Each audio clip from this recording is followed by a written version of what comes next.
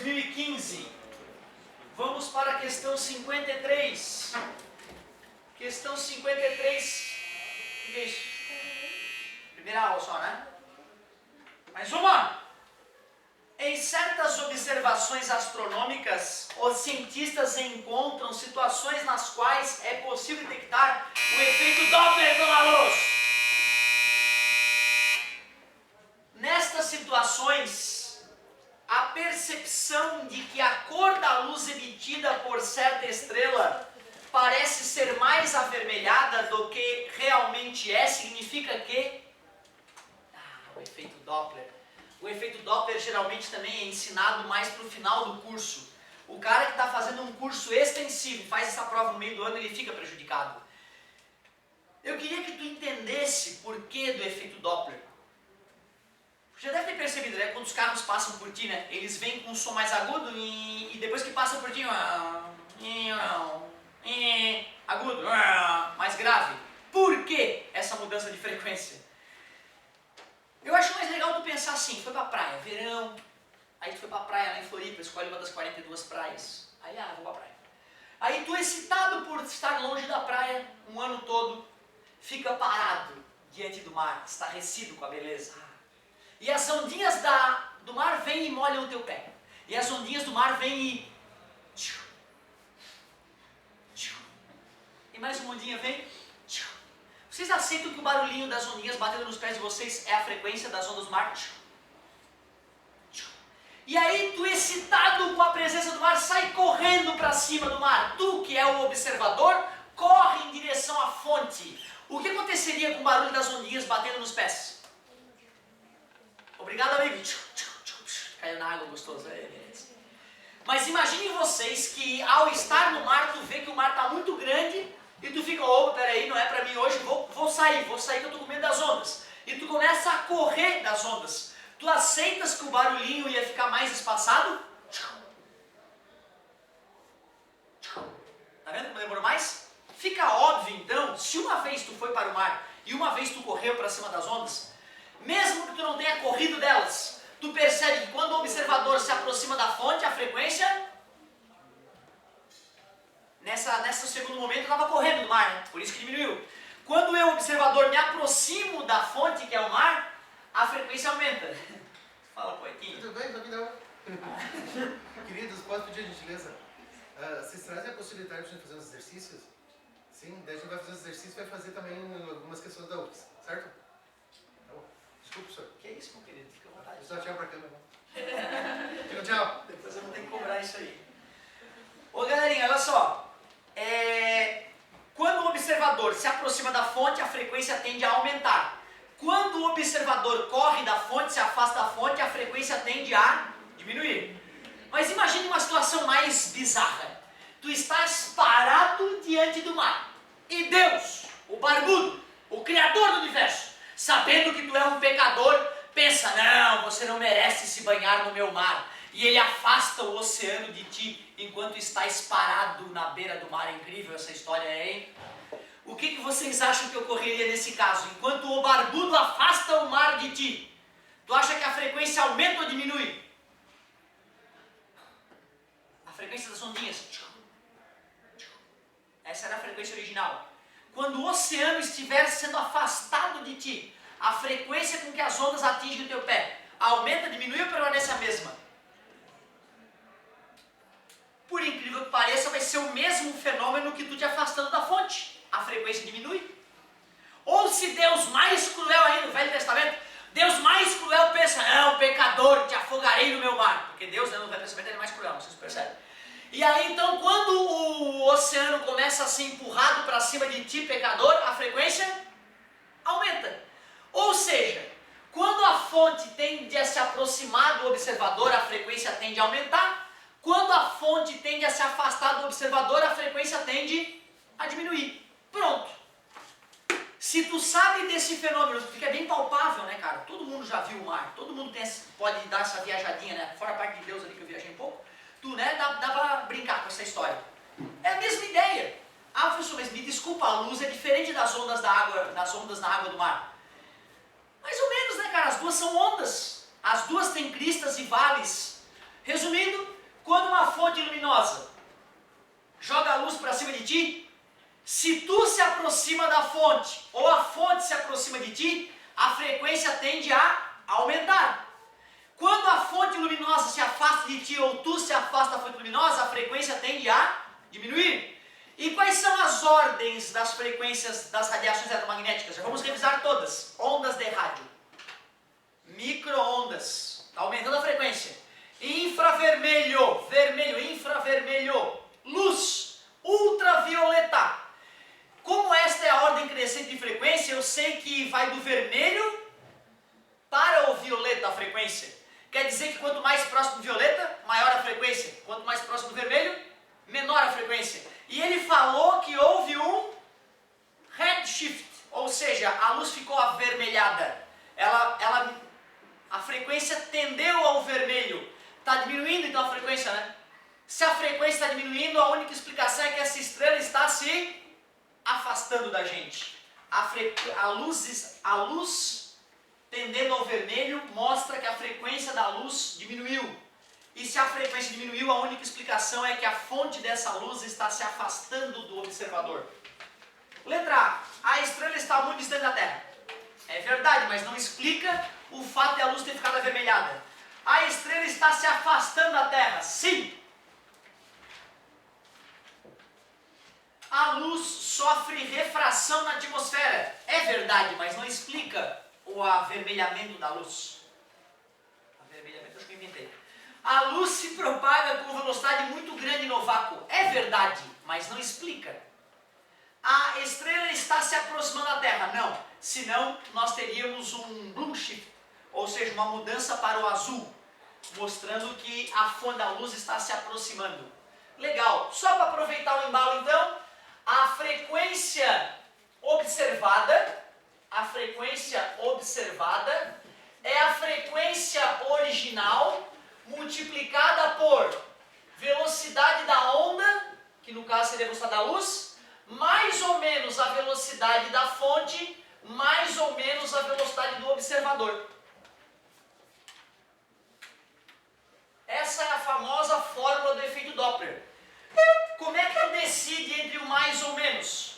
Fonte se aproximando tende a aumentar a frequência, mais. Fonte se afastando tende a diminuir a frequência, menos. Observador se aproximando tende a aumentar a frequência, menos para aumentar. Cuidado com isso. Embaixo, quando tu usa menos, aumenta o resultado. Observador se afastando, a frequência tende a diminuir, use mais. E cuidado, hein? A fonte pode estar tentando se aproximar enquanto o observador tende a se afastar. Ou seja, todas as gamas de sinais são possíveis, mais com mais, menos com menos, mais com menos ou menos com mais. Tem que saber distinguir todas as 4 opções possíveis de usar a fórmula do efeito Doppler. Frequência observada é igual à frequência original, ou frequência da fonte, né? Que multiplica a velocidade da luz, no caso, né? Ou do som, que é o mais clássico, velocidade da fonte e velocidade do observador. Tem que escolher só entre o mais ou menos. Altas questãozinha, aproveitamos para revisar bem mais coisas. Destruí a prova, tá, meu amor? Me desculpa, sujei tudo, sou retardado mental mesmo. Grosso, vamos que vamos. 54.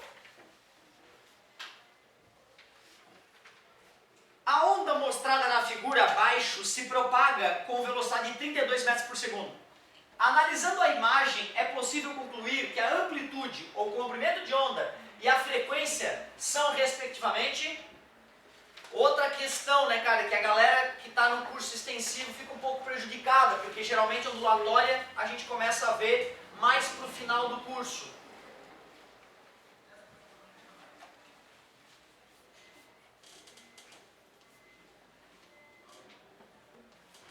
Ele me deu mais ou menos esse gráfico, onde ele falou que aqui no eixo Y era medida em centímetros, aqui o eixo X também era medida em centímetros. Ele falou que essa onda tem velocidade de 32 metros por segundo. Olha que perigo! E ele deu as unidades em centímetros. no gráfico. Ele pediu amplitude. Amplitude de uma onda é a distância que vai do ponto de equilíbrio até uma crista ou até um vale. Isto é a amplitude. E nesse caso, então, está claro que a amplitude é 1 centímetro. O comprimento de onda. Comprimento de onda é a distância entre duas cristas consecutivas ou entre dois vales consecutivos, ou entre um ponto da onda e o mesmo ponto após a onda ter completado uma oscilação.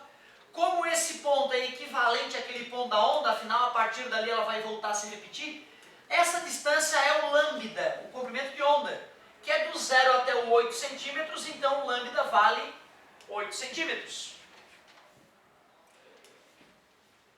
Então nós temos duas opções, como era de se esperar, né? Letra B e letra E. Só que ele também quer a frequência da onda. E aí nós vamos usar a equação fundamental das ondas, V igual a lambda vezes F, que eu idiotamente chamo de veja o que uma lambda faz, para a galera se divertir e não esquecer. Veja o que uma lambda faz. Velocidade da onda, 32 metros por segundo, lambda, metro e centímetro não dá, meu querido, 0,08 metros, passei para metro, 0,08. Agora é só calcular a frequência. Está multiplicando, passa dividindo, a frequência fica 3.200 dividido para 8, 400 Hz, 400 oscilações por segundo. E aí sim ficamos com a letra E. 1 centímetro de amplitude, 8 centímetros de comprimento de onda e a frequência 400 Hz. O bacana é que mesmo que o cara não trocasse a unidade, ia dar um número nada a ver com a vida. Aí ele poderia perceber, estou cometendo algum erro. Se ele desse uma fuçadinha na questão, ia perceber que o erro seria nas unidades, poderia corrigir esse detalhe. Mais uma questãozinha corrigida, vamos de 55 agora. Estamos quase lá, meus queridos.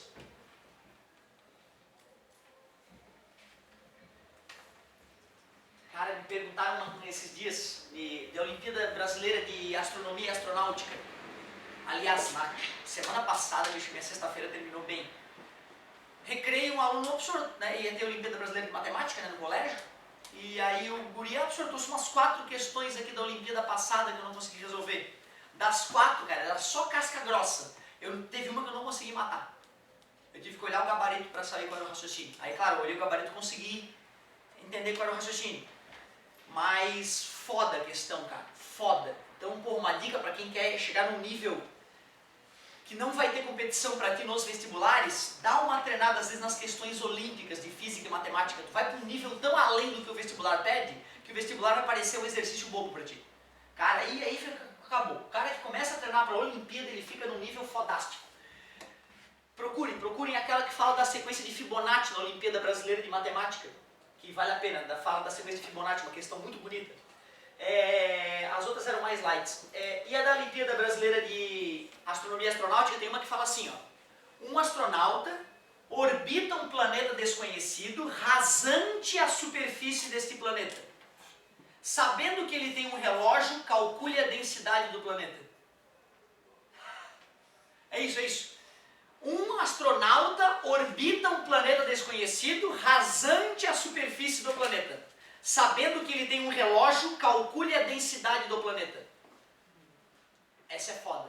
Dá uma pensadinha, né? Pode botar no Google, tu acha essa questão. Dá uma pensadinha que eu posso corrigir para ti numa outra oportunidade.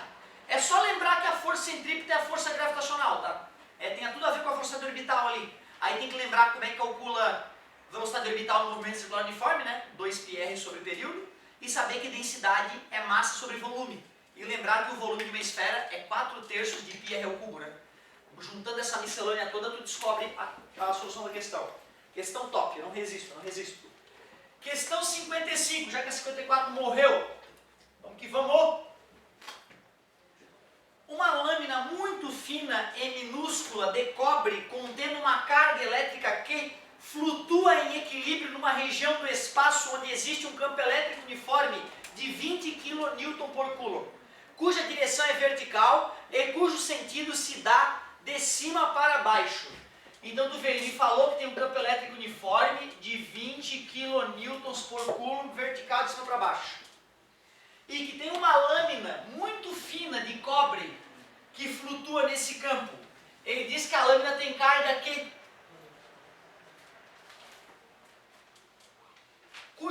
Considerando que a carga do elétron é 1,6 vezes 10 a menos 19 coulomb e a aceleração da gravidade 10 metros por segundo quadrado, e sabendo que a massa da lâmina é 33,2 miligramas, é possível afirmar que o número de elétrons em excesso na lâmina é, se essa lâmina está flutuando, é porque o peso é igual à força elétrica.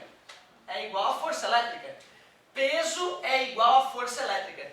Peso é M vezes G. E força elétrica eu posso calcular a partir da definição de campo elétrico. Está dividindo, passa multiplicando. Força elétrica é carga vezes campo. Campo vezes carga. A massa da lâmina ele me deu 0,32 miligramas. Eu vou colocar 3,2 vezes 10 na menos 3 quilograma. Eu dividi por 1000 para passar de miligrama para quilograma. A gravidade é 10. O campo elétrico é 20 kN por coulomb, é 20 mil newtons por coulomb, 20 mil. Assim eu vou poder calcular a carga. Vou cortar esses zerinhos. 3,2 vezes 10 na menos 3 é igual a 2 vezes 10 na 3. Está multiplicando, passa dividindo. 3,2 vezes 10 na menos 3. 2 vezes 10 na 3. Carga é igual 1,6 vezes 10 na menos 6. Essa é a quantidade de carga armazenada nesta lâmina. E quantidade de carga é o número de partículas em excesso vezes a carga elementar. A carga da lâmina é 1,6 vezes 10 na menos 6. Número de partículas eu quero determinar. E a carga elementar é a carga do elétron, 1,6 vezes 10 na menos 19. Está multiplicando, passa dividindo, ou mais verdadeiramente falando, divide ambos os lados, né, por 10 na menos 19. Número de partículas em excesso, que são elétrons, porque a carga tem que estar negativamente carregada para que ela seja empurrada contrariamente ao campo elétrico. Né? 1,6 dividido por 1,6 dá 1. 10 na menos 6 dividido por 10 na menos 19, mantém a base subtrai de expoentes. Menos 6 menos 19 é menos 6 mais 19, que dá 13. Então é 10 na 13 elétrons em excesso. 10 na 13. 1 vezes 10 na 13, letra B. Fizemos, né, coisas muito parecidas com essa, né? Muito parecidas com essa. Fico muito feliz, dá um alívio isso. Por mais que a gente saiba que, né, que está fazendo um trabalho honesto, vai que no vestibular, né, cai tudo às avessas, né, cai sempre uma questãozinha de um detalhezinho que não foi comentado. Então sempre gera essa afliçãozinha os professores pós-vestibular, né? Será que as nossas aulas foram a contento para o vestibular? Ai meu Deus! Professor, o gabarito deu C. Nessa questão 55? Sim. Deixa eu ver o que eu esqueci. Uma lâmina muito fina e minúscula de cobre contendo uma carga elétrica Q flutua em equilíbrio numa região do espaço onde existe um campo uniforme vertical, considerando a carga do elétron e a aceleração da gravidade 10 e sabendo que a massa da lâmina é 3,2 miligramas, mili é 10 na menos 3, para poder passar para quilograma. Não, tá errado. Eu converti só para grama, né? Eu errei. Grama, decigrama, centigrama, miligrama, decagrama, hectograma, quilograma. Eu converti de miligrama para grama, né? E deveria ser para quilograma. Eu coloquei só o 10 na menos 3 do mili, né? Mas eu deveria ter colocado mais 10 na menos 3 para atingir o quilo, né? Tá certo? Eu errei, eu confesso. Então aqui era para ser 10 na menos 6, ó. Não errei na física, né? Errei algo pior ainda, em transformação de unidade, né? Que é 6º ano do ensino fundamental. Imagina o tamanho do meu erro. Então aqui, ó, 10 menos 6. 10 na menos 6 passa para cima, 10 na menos 3 com 10 na menos 6, daria 10 na menos 9. E 10 na menos 9 aqui então, 10 na menos 9. 10 na menos 9. Passa para cima, 10 na 19 com 10 na menos 9, daria 10 na 10. Cara, isso eu adoro quando isso acontece. No início eu ficava muito magoado. Hoje eu fico feliz porque isso prova para o aluno que não basta saber, né? Tem que estar muito atento. Tem que estar muito atento. Eu realmente não sei se no vestibular eu teria cometido erro ou não, é possível que sim, mas né, a física estava certinha e a unidade era que foi perigosa. Outra, né, cara, a gente geralmente ensina que o milho é 10 na menos 3, né? Certo? E isso nesse caso não adiantou porque a unidade padrão era o quilo, né? Então tu vê que perigo. Show de bola, obrigado pela correção. Era a letra C. Ai, ai, ai, que perigo. Então só acertei 7 por enquanto. Aliás, né? 1, 2, 3, 4, 5, 6 de 7 questões. Vamos ver se eu me recupero na última. 56, a derradeira. Com relação ao efeito fotoelétrico, são feitas as seguintes afirmações. Se o cara não estudou efeito fotoelétrico, e geralmente também o dono a gente não estudou, a coisa fica complicada, né? Efeito fotoelétrico, fazer uma introduçãozinha. A galera começou a perceber que tinha uma coisa muito estranha acontecendo num fenômeno famoso na física, que era o seguinte. Quando eu tinha um circuito elétrico como esse, o esperado é que o amperímetro não reconhecesse corrente elétrica nenhuma, já que o ar é isolante térmico, isolante elétrico. Isolante, bom isolante térmico também, mas nesse caso isolante elétrico. Então o esperado é que a corrente no galvanômetro fosse zero. Porém, iluminando essa placa metálica com luz, dependendo do tipo de luz que a gente usava nessa placa metálica, dependendo do tipo de luz que a gente jogava nela, começava a ter corrente elétrica detectada pelo amperímetro. Ou seja, eu jogava a luz na placa, alguma coisa acontecia nessa placa metálica que tinha corrente elétrica. Mesmo quando eu colocava uma tensão contrária ao valor da corrente elétrica, aparecia corrente elétrica. A explicação que surgiu para esse fenômeno foi que a luz estava atingindo a placa e liberando liberando elétrons. Por isso que é chamado efeito fotoelétrico. Porque fótons, que são partículas de luz, estavam batendo numa placa metálica e arrancando elétrons. Fótons arrancam elétrons. Efeito fotoelétrico. O Einstein foi o cara que conseguiu uma equação para explicar isso. Olha como a explicação do Einstein foi intuitiva. O Einstein disse o seguinte, ó, a energia cinética dos elétrons que são ejetados da superfície metálica que foi iluminada, a energia cinética máxima desses elétrons ejetados é igual à energia do fóton que atingiu a placa metálica menos a função trabalho do metal. Cada metal, dizia o Einstein, pede uma certa energia mínima para ter seus elétrons arrancados. Ele chamou essa energia mínima de função trabalho do metal. Como a energia de um fóton foi determinada por Max Planck como H vezes F, H constante de Planck, F a frequência da luz incidente, a gente pode dizer que a equação do efeito fotoelétrico é igual a H vezes F menos φ. Esta é a equação do efeito fotoelétrico, que diz que a energia cinética máxima dos elétrons ejetados, quando uma superfície metálica é iluminada com luz, é igual a H vezes F, onde F é a frequência da luz incidente, menos a função trabalho que depende do metal do qual é feito o anteparo metálico que foi iluminado. Vamos ver se só com essa introdução é o suficiente de matar a questão 56 que falava do efeito fotoelétrico. 1. Pode ser explicado satisfatoriamente com a adoção do modelo corpuscular da luz. Sim, o efeito fotoelétrico